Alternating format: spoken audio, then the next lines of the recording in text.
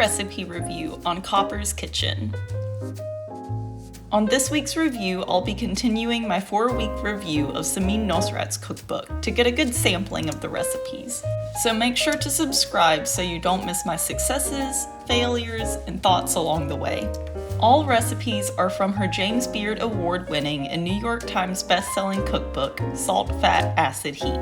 And in this episode, I'll be making the spicy brined turkey breast, roasted butternut squash and Brussels sprouts in agro dolce, garlicky green beans, and pumpkin pie with tangy whipped cream. So let's get cooking!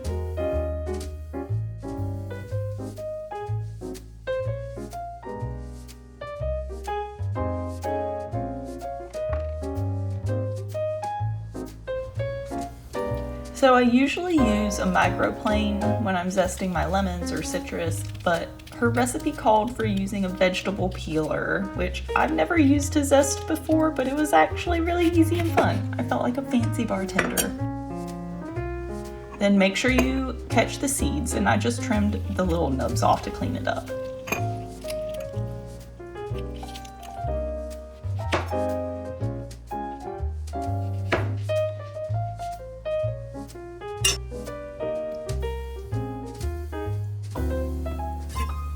Slice the garlic in half, and it's so pretty when all of the cloves are exposed like that.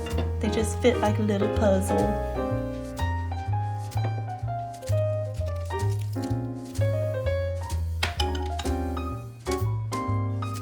And then we're ready to move to the stove.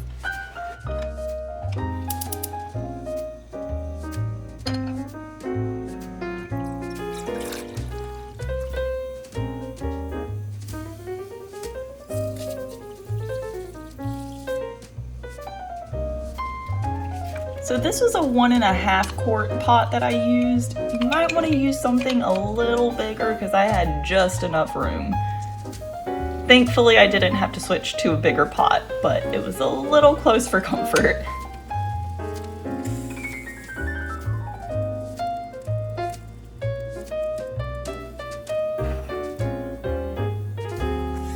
The brine is just so pretty. Look at all of those colors.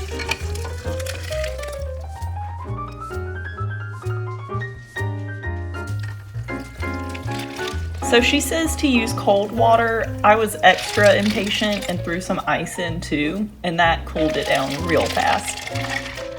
And make sure you use a very large bowl for this, because after adding the turkey too, this was almost a close call as well.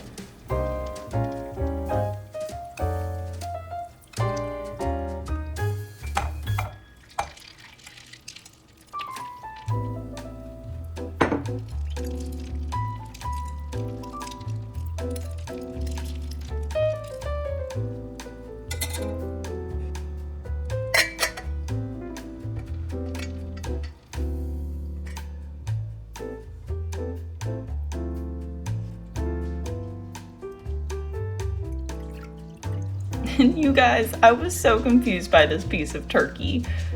Like, she says to leave the skin on the turkey breast, and I thought that the piece of skin was just like folded in half or something. I kept trying to unfold it and spread it out until I realized that the cut I got from the store was basically like a section of the breast because turkeys are massive. So once I realized it was just a strip of skin, I went ahead and browned that in the pan. And you know, I just finagled it as best as I could, tried to set it on its side like that until it got some color, and then it was ready to go in the oven.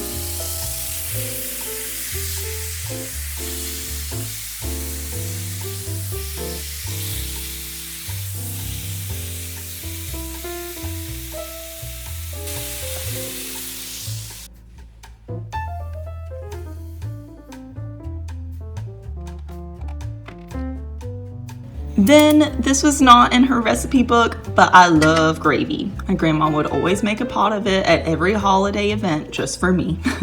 So I went ahead and used all my pan drippings, and since I love gravy so much, I also used my drippings from last week's episode with the buttermilk chicken, which gave me about 3/4 of a cup to work with. So I just put about equal parts flour and then added about 2 cups of chicken broth.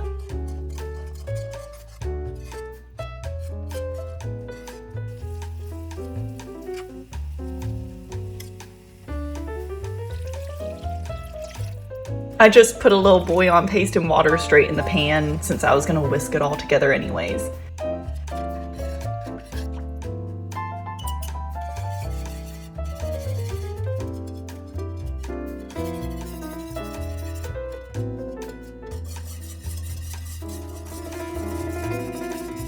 And once it becomes a little congealed looking, then you can pull it off the heat.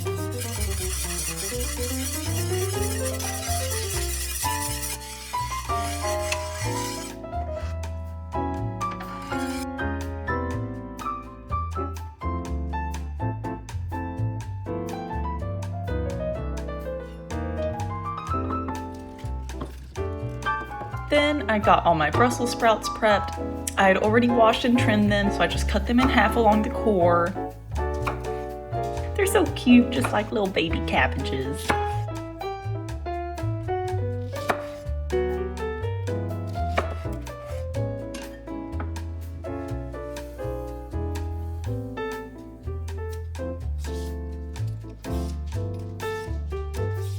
Then I got my butternut squash all prepped, peeled and de-seeded.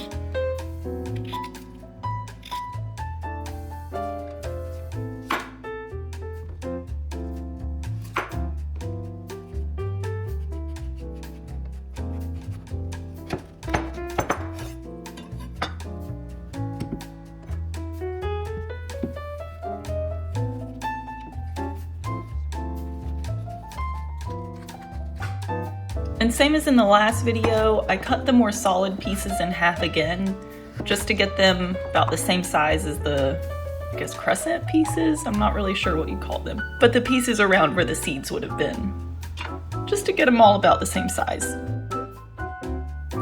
Then I prepped the red onion, just sliced it real thin.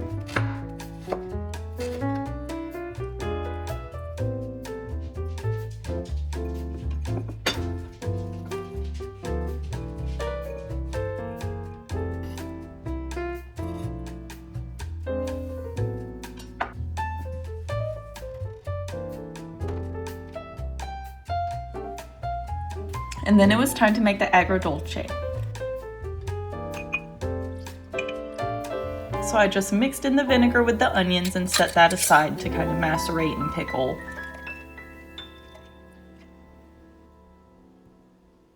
Then in a separate jar, I finely grated some garlic, mixed in the spices, poured in the olive oil, and gave that a good mix.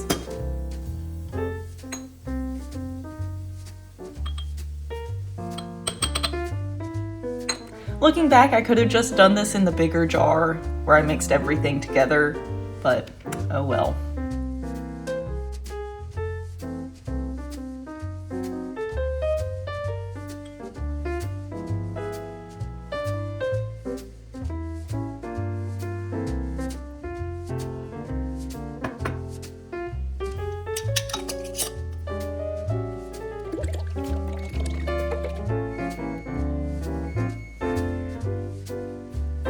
So pour all that into the bigger jar. And then pour in all the vinegar and onions and give that a good mix as well.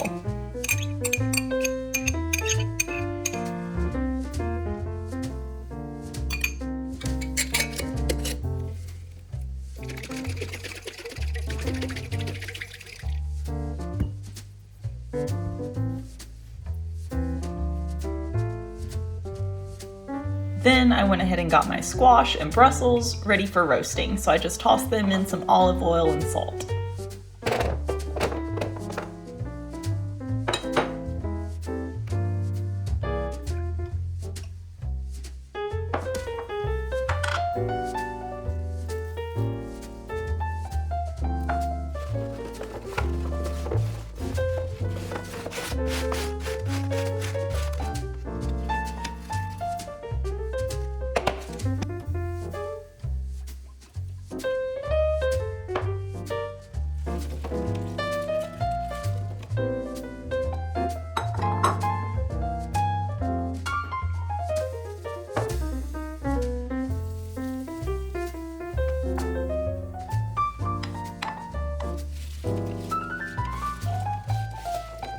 I also like to arrange all my Brussels sprouts cut side down on the pan. I don't know if it makes an actual difference, but I do it.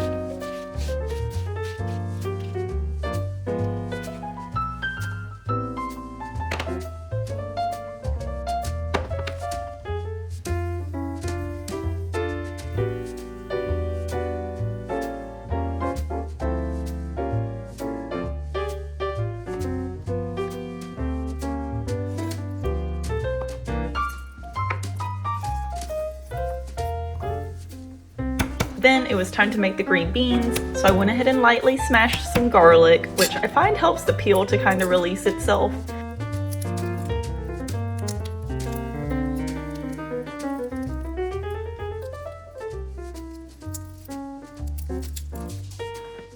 And then I always add a little water to the cutting board when I'm working with garlic, just because it can get kind of sticky. And I find that just adding a little drizzle of water helps prevent it from sticking to your fingers and the knife and the board and everything.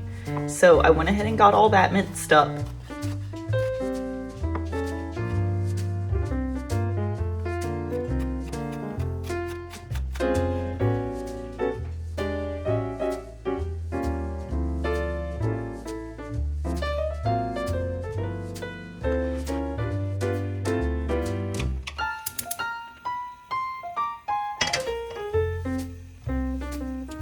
And then I added some water, the green beans, and some salt to a pan to steam.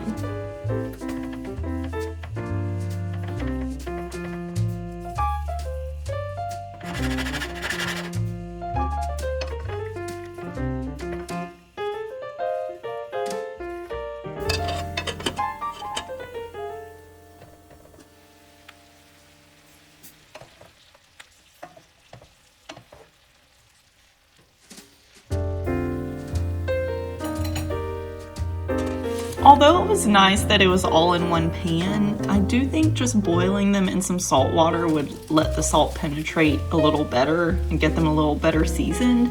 Maybe it was user error and I didn't toss them well enough, but I think that's how I'd do it next time, and then just finish them off in the pan with the sauteed garlic. I also had to do mine in 2 batches because my pan wasn't big enough. So just a heads up, if you make the full recipe, it makes a lot of green beans.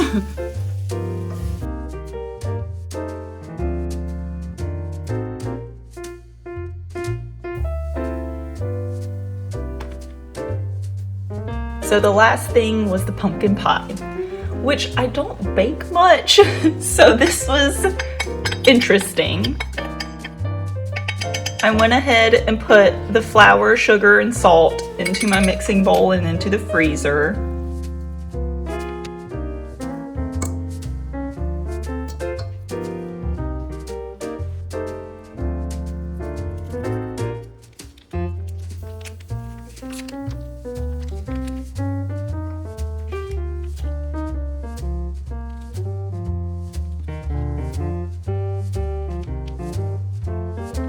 Then I went ahead and diced up the butter, got that in a bowl and stuck it in a freezer as well. I know with pie dough, you just want to keep everything cold. Like, you don't want the butter to melt because you want it to keep kind of its shape, because I think that creates the flakes and stuff in the pie crust. And then once everything's been in the freezer for a little bit, you just want to gradually mix in those frozen chunks of butter into the dry mix.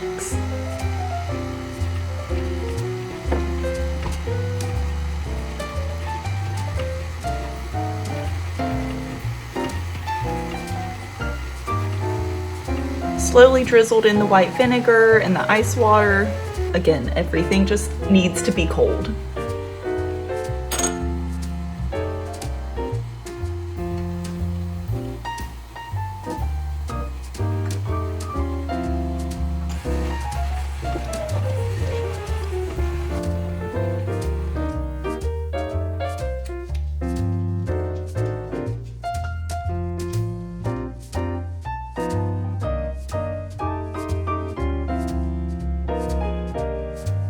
And then while you've still got crumbs, but you're able to form a ball when you squeeze it, that's when it should be done.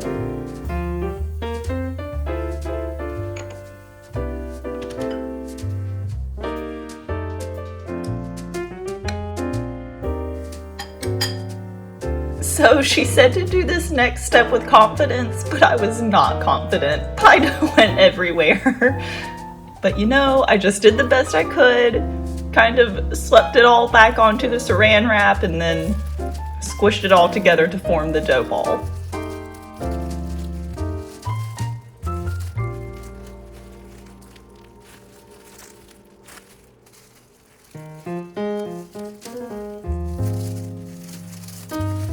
I saw a video recently too where a lady did this in a tea towel, which I think I'd want to try next time, just because why not avoid the plastic if you can.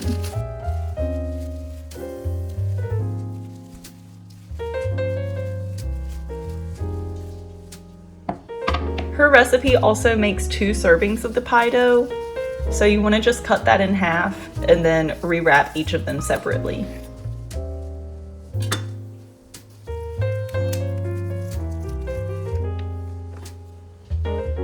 Make sure you check out what's for leftovers later this week to see what I do with the other half.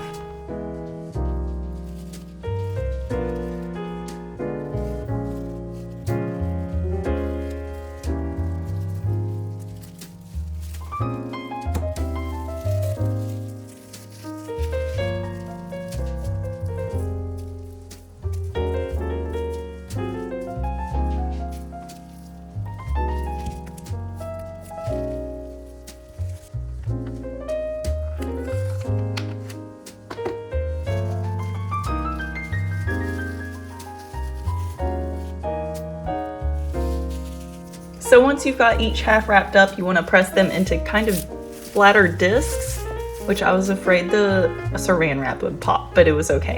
And then you stick it in the fridge to chill.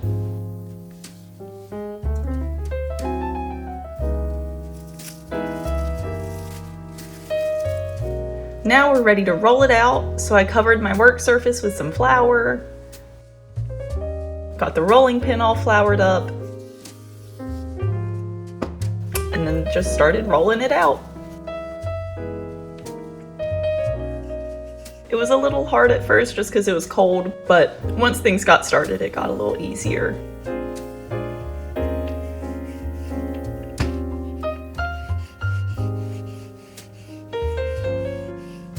And I will definitely say here, this was a borderline failure. I should have rolled it out much more. The recipe says an 1/8 inch, but mine was definitely closer to probably a 1/4 inch looking back. And it also explained why I didn't really have much hanging over the edge, because you want to trim some off and then be able to fold it under before you start crimping the edge. But I mean, it worked out okay, but could have been better.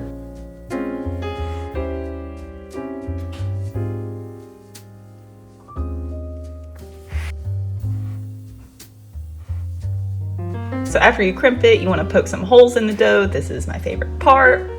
My grandma would always let me do this part when I was a kid. It's so fun.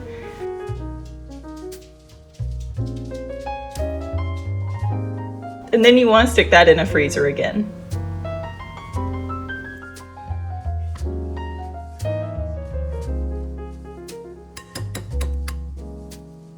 So while that's in the freezer, I went ahead and made the pumpkin pie filling.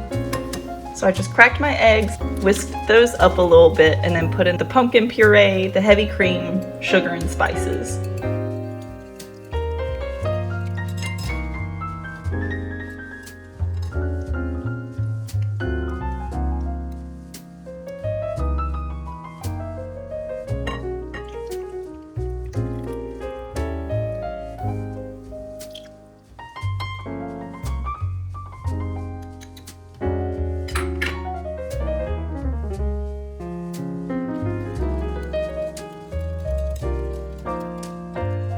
Then I got that all whisked up, pulled my pie shell back out of the freezer, and poured that in.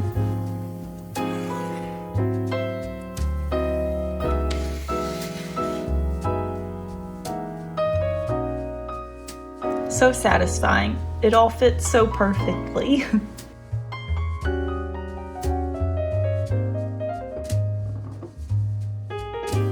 And then just move that to the oven.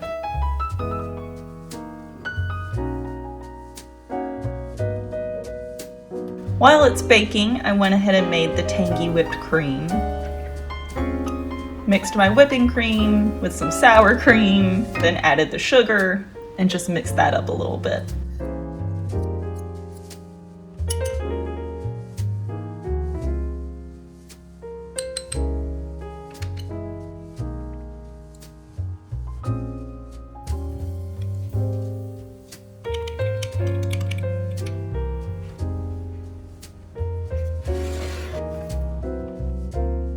Then I poured it all in a mixer with the whisk attachment on.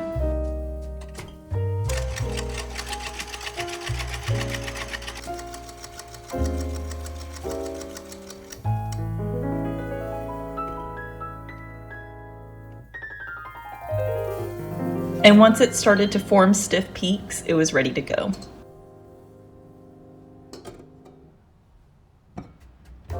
And from there, I scooped it into a bowl to have on the side for each slice.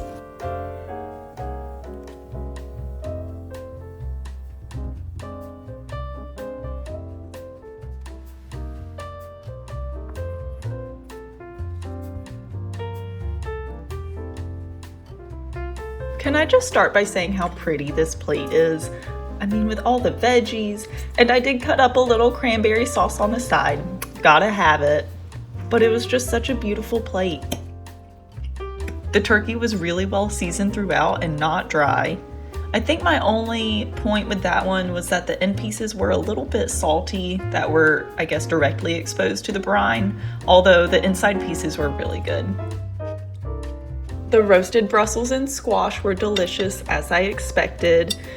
I did just drizzle the agro dolce on top. I had a few other plans for these later in the week for my leftovers, so I didn't want to mix them all in together, but it was really good. The green beans were nice and crunchy and fresh. Like I mentioned while making them, I think I would have just boiled them in some salt water to get them a little more seasoned throughout. And then the gravy, can't have enough of it. And lastly, the pumpkin pie. The filling was delicious, and I'm sure the crust would have been fine, except I just rolled it out too thick. But overall, it was really good. My favorite part though was the tangy whipped cream. While the pumpkin pie recipe might not replace grandma's, I would say the whipped cream is definitely worth a try. So that was it for our Turkey Day feast.